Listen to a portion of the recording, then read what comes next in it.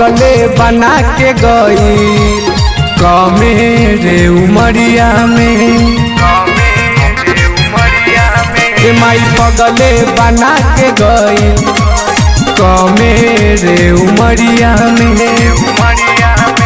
कि कतनो भूलल चाही हाँ कतनो भूलल चाही नहीं हटेले नजरिया से पगले ए माई पगले बना के गई कमे रे उमरिया में। माई पगले बना के गई कमे रे उमरिया में।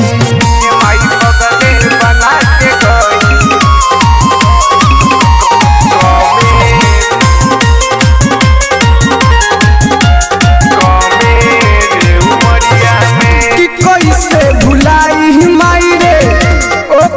कहानिया कहत रहे तोहरे बने बदुलहिनिया करी रहुए उपाय माई जोरे नरियल चढ़ाई बे माई।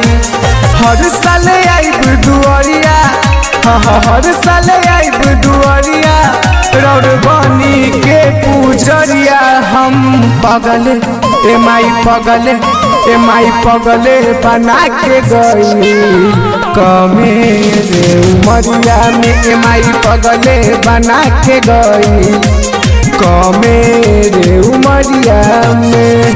माई पगले बना के गई।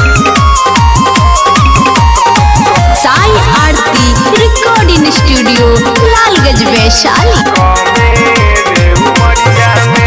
धीरज दीवाना हमारी रे करता रजिया मंसूरा जबी के सके फेरी द नजरिया। एक बार मिला बाई माई लाले चुनरी चढ़ाई बे माई। दुखता दिलवा हमर दुखता दिलवा हमर माई बुझी ना परसनिया के बगले ए माई पगले बना के गई कमे रे उमरिया में। माई पगले बना के गई कमे रे उमरिया में।